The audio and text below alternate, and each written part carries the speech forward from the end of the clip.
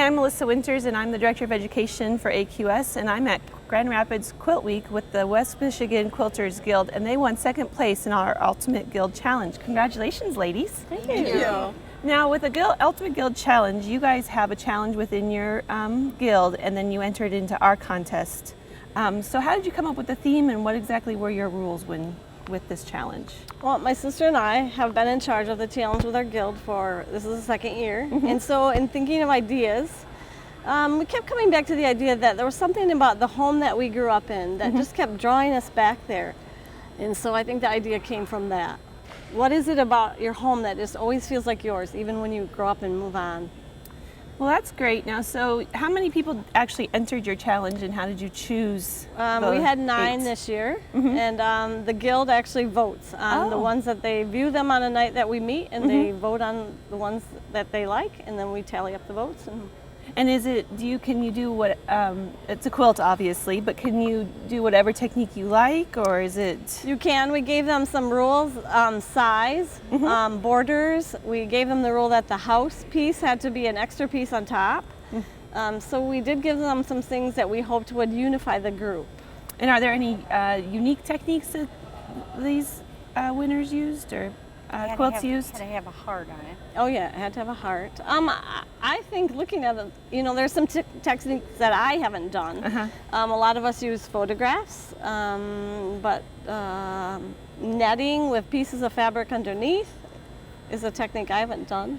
That was yours. Yeah, a couple of us took a class with Ann Lovelace that our guild did, and we incorporated that into our designs. Great. So are you guys going to, this is your second year. The guild has done it for more years than that, but this is Gotcha. the first year that we have been in And charge. are you guys going to attempt to do it again next year? Yeah. It's a lot of fun, isn't it, to It do a is. challenge It among is. the group? Do you guys do a lot of those throughout the year, or is it pretty much you do one and then? The guild challenge is probably the one that we do mostly. We do a lot of other serve projects, but. Great. Now, also besides entering our Ultimate Guild Challenge, you guys are also volunteering here at the show, and you've done that for 4 years with us. Yes. So do you guys enjoy volunteering, and how's that worked out for you? Yeah, that's great. Yeah. Get to meet a lot of new quilters. Yeah, that's a lot of fun, isn't it? Yeah. Okay, well, let's now take a look at each individual quilt so we can get a closer look at how they were all made. I'm with Jan Basure, and we're going to take a look at her quilt. So tell us a little bit about the quilt and what pieces you've incorporated in it. For me, because the idea started with my growing up home, what changed for me was I took a trip out to Idaho to visit a daughter, and after a couple weeks I was so just anxious to be home. So the idea went from my childhood home to this is where I live. Gotcha. And what was it about my home that just kept drawing me there? Whether it would be a vacation or a hard day of work, what is it about home that you want? So I live in the country. This is what I see out my window. I love to feed the birds. We have a garden. This is my husband and I. And my kids are grown, but somehow the memories of my home are because my kids grew up there. So these are my kids, even though they're not there. I have shadows, and we love to play games. So those are the things that I incorporated. Well, that's really a pretty detailed quilt and a lot of memories for you. What type of techniques did you use? Is this Most of it is applique? applique, and then I stitched around the edges. So is that raw edge applique? Yes, it is. Yep. So did you first quilt the background and then put everything on top? No, No. it's all quilted after. Made the background, added the pieces, stitched around the edges, and then quilted the in-between spaces. Thanks, Jan. On to the next quilt. Okay. I'm here with Jean Boto, and we're going to talk a little bit about her quilt from the challenge. So tell us a little bit about how you came up with the idea. I got the idea from my childhood home, which unfortunately got burnt down in a fire, so I didn't have a picture of it. So that's why it's more whimsical, and that's how I got the idea. And you have this great little rooster, and is that, you grew up on a farm then? Yes, I grew up on a 40-acre farm, and then I had to incorporate too how our garden was behind the house, so I put the garden behind the house. That's great. With a little explanation of our family and different things. My brothers and sisters, we all were in charge of something different. I was in charge of chickens and getting the eggs, and I drove tractor for my dad. So all of this is all incorporated in that. Well, that's great. And then you got even jeans on a clothesline and a quilt hanging My out there. grandmother was a quilter, so she always provided us with quilts. So. Is she the one who taught you how to quilt? I kind of self-learned because she passed away early. Oh, gotcha. So now is this needle turn applique, or which technique did you use to put everything on the top? This is just hand applique. I also fused a lot the raw edges, and this is applique, raw edge applique. Great. And then I did embroidering in the garden. It's all embroidered. Is it all hand embroidered? Yes, it's all hand embroidered. Wow. So there's hand embroidered on the bees in the tree, and so that's all those techniques that I used. You used a lot of different techniques. This is a great quilt. Congratulations. Thank you. Thank you. I'm here with Karen Gora to take a look at her quilt. Hello. Hello, how are you? Good. So tell us a little bit about the technique and the background history of your quilt. Well, it represents, in a general sense, the home that I grew up in, Alpena, Michigan. Okay. And to me, it was more important to represent the things I remembered and the colors and things from inside the house, rather than just the outside. Sure. But on the outside, we had a very big, beautiful maple tree in our front yard, and I spent a lot of time outdoors listening to music under that tree and swinging and things like that. And then the house was actually on a golf course, so we spent many hours during the summer on and off the golf course and with our friends and parents. So tell us a little bit about the technique that you used. I see some embroidery around the house, and I think I used everything I could. Raw edge applique, some trapunto. I threw in some beading for accents, and tried some of the shimmery fabric. So different fabrics, different techniques. well, it all looks great, and this moon is such a nice addition, so thank you very much. You're welcome. Thanks. I'm here with Susan Miller, and we're going to talk a little bit about her quilt now. So Susan, tell us a little bit about the history and story on your quilt. Okay, my quilt, I kind of did it more of a traditional. I made the separate blocks before I decided what I wanted to put on, because there's so many memories. Right. What do you pick? Yep, pretty much. So I pretty much figured out how many blocks I wanted and then went with the memory. And the more I did it, it was like, oh, these are an awful lot of them about my dad. My dad has already passed away, so this was the bike that he repainted, bought used, painted for me. This was our playhouse. He raised rabbits. He took us fishing. And the dogs and the flowers in the garden and the weeping willow tree, all of that is part of our family. Well, families all have different Yes. stories, don't they, and memories. Right. I have a lot with my dad, too. So This tell is us a the little house where we all Grew up? lived at one time. Oh, great. Not everybody lived at the other houses, but we all lived at this house. Yeah. Nice. And so I see that you put something under to peek Underneath, about. Church was a very important part of our family, so these were all different Bible verses that I put on. Oh, great. Ones that you all enjoyed and everything. Right. So tell us a little bit about the technique you used. I see some raw edge applique, and you said you pieced it So I pieced traditionally. the blocks first, Uh-huh. and then I fused all the appliques on, and then I quilted around them. Fusing is really easy, isn't it? And helps is, a lot, doesn't yeah. it? So is this your whole family That's then? the whole family, yeah. Great. Well, that looks like a very nice house to grow up It's in. still so there. It's not yellow anymore, but that was our favorite color. It's always different to go back Yeah, and see it those is very houses, how they different. change, right? Sure. Well, thank you very much, Susan. I'm with Karen Belson, and we're going to take a look at her quilt now.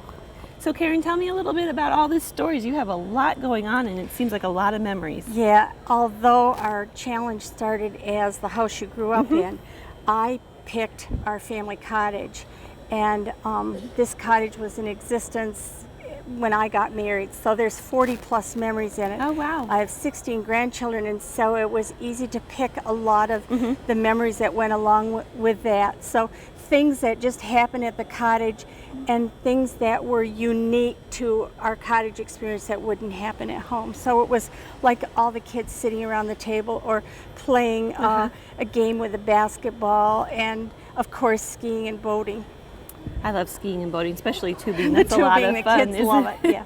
So this is the cottage, and it's on a lake, I presume? Yes, it's on Murray Lake, which is south of Grand Rapids. Oh, great. East of Grand Rapids, sorry, And do you guys- east of Grand Rapids. get to spend all summer there, or do you just spend? I do. It's the kids kind of come and go. Sure. It's a big enough cottage to accommodate a lot of families. Oh, so, great. Yeah. Part of the challenge was incorporating hearts, so that's pretty nice to see, find those buttons. My heart, always wondered what I would do with those buttons. You know, they look so cute on overalls, but when we said a heart had to be on the quilt, I said, I know Exactly the which heart. buttons, what my hearts will be. And now, looks like you used a lot of raw edge applique and some did. piecing of your background. And I used some special fabric that you could run through your computer, so Oh, great. I could put the pictures in my computer and edit them, and change them down to the right size, and then print them and put them on my quilt. So that was really a new experience for me to do good. that. So you learned something I new learned while something you did new. this quilt. I did. Well, that's great. And because I had to attach, there were a lot of memories that were words or ideas that you couldn't put pictures to, Sure. which is why then I used my embroidery machine to embroider words on it that I couldn't really think of pictures or definite things to go with. Well, it definitely adds a little bit to the quilt, so Thank you. Thank you very much. I'm here with Sharon Brandner, and we're going to take a look at her quilt now. So Sharon, tell me a little bit about the memories and how you came up with this quilt.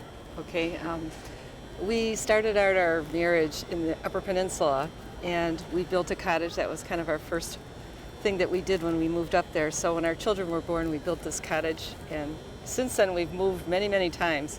But every summer we go back, and our children go back. So this is where my heart is, up in the UP. Oh, nice. Well, and it looks like you incorporated the animals and everything that you see around there. Right. Now, this is a kind of a different technique. It looks like you've shredded some fabrics and stuff to get all the different texture and stuff. How does that work? Well, I think of it more as a painting. Oh, okay. So what I did was I did a lot of shredding and grouped them by colors and values, and then went back and kind of placed the values where I wanted them, like you would plan a painting. And then you cover the whole thing with a netting, which is real fine, and then you quilt on top of that directionally to kind of make it specific, like the water you might want to go this way, and the rocks you make the quilting go that way. So that's how I did that. It looks like you did a little French knots with your berries. Yes, because there's raspberries. We pick raspberries up there, and blueberries we pick up there, and every year we have to hear the loons. So. And did that's the you, memory. looks like you fussy cut it out of? Yes. Right, and the ducks too, and some of the other things that we see regularly when we're up there. So we Well, enjoy great. it. Well, thank you so much for your time. Thank you. I'm here with Maureen Meagret, and we're going to take a look at her quilt. So tell us a little bit about the background story of everything that's going on in this quilt. Well, this is a cabin that my husband and his father bought in northern Michigan as kind of an extended family getaway. And I had been wanting to make a quilt of our memories from up there in a collage style. So when the challenge came, I thought this will work perfect, and it was the incentive to get it done. So I had taken a class using the impressionistic technique with the little cut fabric and the netting from Ann Lovelace, and so I thought that'll work perfect. So I used the center cabin is actually the photo, but reduced down, and then the bigger picture I did myself with the quilting using the impressionistic technique, and then I fussy cut the flowers because in the summer there's always a riot of flowers, the daisies, and then I did the memories around it, and I go from spring, and we go up spring break, and summer we go up, and then fall, of course, the men with their hunting, and then going into winter and some of the winter sports that we do up there. And then underneath, I added some more. I did fussy cut on the leaves and the ferns, which are very prolific up there, and I stuffed them and then quilted on top. And then I have a picture of our family up on our upper clearing up there, and the two dogs through the 12 years that we've owned the cabin that have been up there through the years and part of our memories.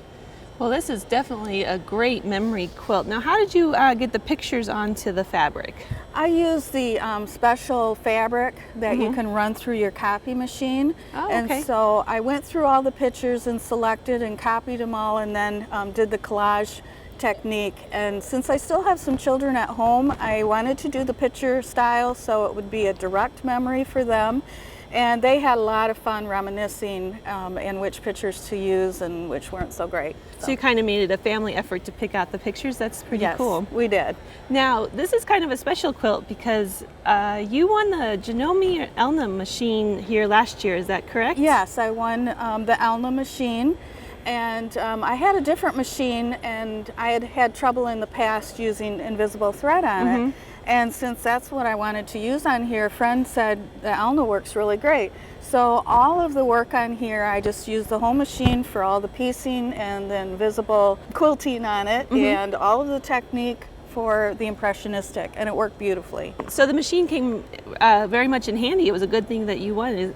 Correct? Yes, it really worked great. It did some things my other machine couldn't do.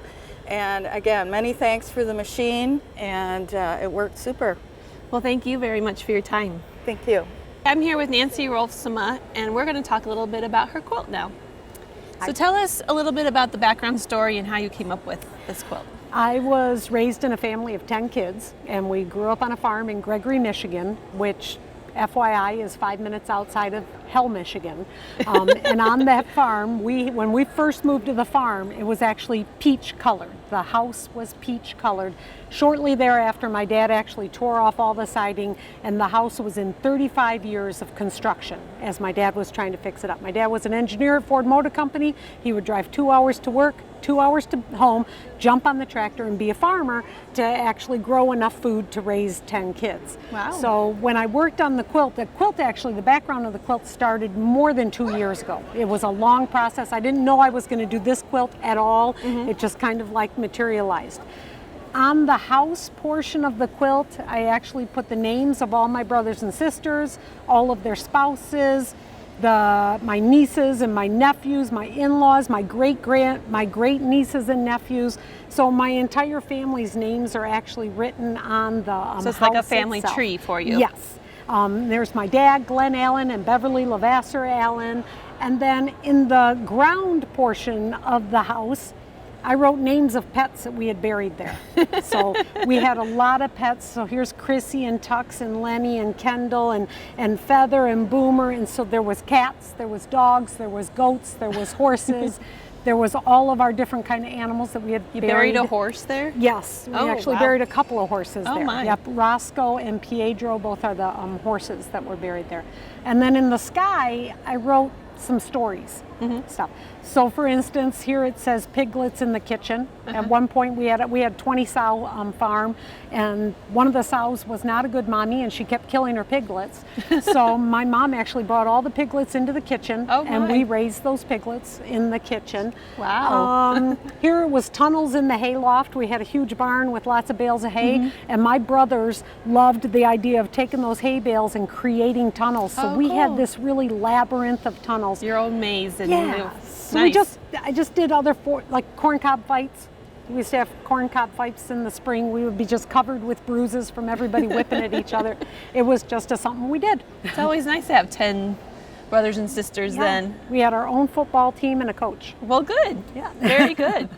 So now tell us a little bit about what you did on the background. I see some couching and some freehand motion and some thread painting. I started working on this quilt when I started working. My current job is I sell a lot of craft supplies, and so I was seeing all these craft supplies. I'm a quilter by trade. I'm a seamstress. I do costuming and wedding dresses. Oh, great. So when I started working for Notions Marketing, which is the largest wholesale distributor of arts and crafts, there was paints and textile mediums and all these different things that I'd never used before. So I decided to actually start doing some mixed media work. So this piece actually started, the entire background was painted with acrylic paint mixed with fabric medium in the ground and the sun and the sky. Wow. Then I took other fabric mediums like Lumineer and Decker Bond and some organzas, and those I also painted.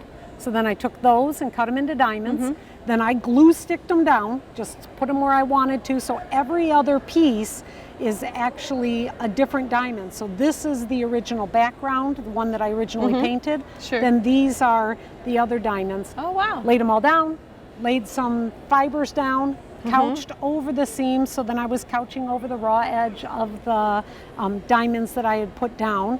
And then I did that originally and then free motion quilted it with just the backing, with just the batting, sorry, no backing. Wow. Because I knew that I was then going to do thread painting on a tree. Oh, okay. So, and that oftentimes will distort the quilt top.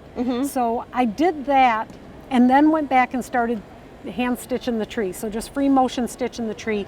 It was a lot wider than I'd ever done a tree. So it took me a lot longer than anything. So I actually ended up doing a lot of painting on the tree too. I took tea juice, and which is a product from Jacquard that's their Dynaflow product in a pen form, and I actually painted it. Oh, wow. And then I went back and with some brown thread actually kind of then created all of my branches. At that point, I actually did another layer of batting and a backing on the entire quilt. Oh, my. And then did just the simple quilting of the diamonds. So the quilting, the free motion quilting here actually doesn't go all the way through to the back. The only quilting that goes all the way through to the back is the straight line quilting on the diamonds. So the reason that there's a tree on my parents' farm, there was this really large walnut tree, and every fall it would just get the most brilliant yellow leaves and it would leave a blanket of leaves on the lawn. So that's what that represents. Great. So on the top, to make the leaves on the top, I just took Jacquard's Lumineer paints and kind of just painted dots to represent the leaves. So that is paint. You wouldn't know that until you were up close. Just painted it. And then I did the same on the bottom, but then I took some silk ribbon and added it. So these are the blanket of leaves on the bottom. And that was that. Well, it's a pretty amazing quilt, and you definitely have a lot of techniques in it. And so I do. Thank you very much, It was Nancy. fun. You're welcome. Well, ladies, congratulations, and thank you for entering the contest this year, and I hope everyone else enters as well.